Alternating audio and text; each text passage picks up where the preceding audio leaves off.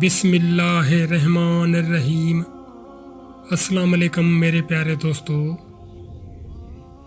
ایک مرتبہ ہمارے پیارے نبی صلی اللہ علیہ وآلہ وسلم صحابہ اکرام رضی اللہ عنہ کو سنت سکھا رہے تھے کہ پانی ہمیشہ دیکھ کر پینا چاہیے اور 3 سانسوں میں پینا چاہیے۔ اتفاق سے ایک یہودی بھی چھپ کر رسول اللہ صلی اللہ علیہ وآلہ وسلم کی یہ باتیں سن رہا تھا۔ ہمارے پیارے نبی صلی اللہ علیہ وآلہ وسلم پر ہماری جانیں، ہمارا مال، سب کچھ قربان۔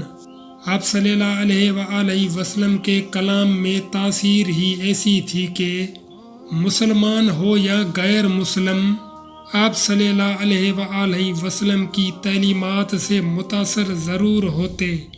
رات کو سوتے سوتے اس یہودی کو جو ہمارے پیارے نبی صلی اللہ علیہ وآلہ وسلم کی باتیں سن رہا تھا، پیاس لگی، بہت زور کی پیاس محسوس ہوئی۔ جب اس یہودی کو پیاس لگی تو وہ اپنی بیوی سے بولا کہ مجھے اچھی طرح دیکھ کر پانی پلاؤ۔ بیوی بولی، آپ کیسی باتیں کرتے ہیں، چراغ بجھا چکی ہوں، رات کا وقت ہے، کیا دیکھ کے پانی پلاؤں؟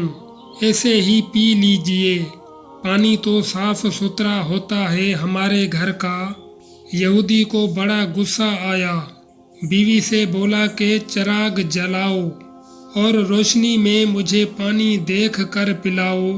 بیوی بک جک کرتی اٹھی، سمجھی کہ شوہر پاگل ہو گیا ہے۔ آخر یہودی خود اٹھا اور چراغ روشن کیا۔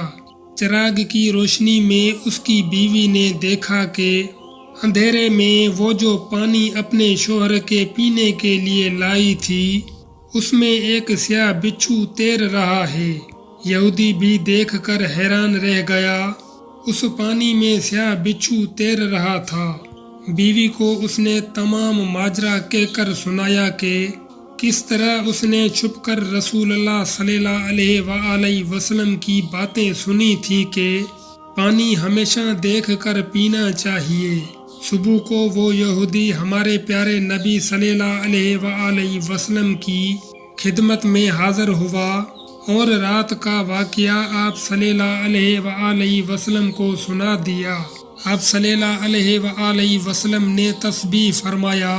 یہودی بولا، اے اللہ کے رسول، جس مذہب کی احتیاط انسان کی جان بچا لے تو وہ مذہب خود پورے انسان کو دوزخ کی آگ سے کیوں کر نہیں بچائے گا۔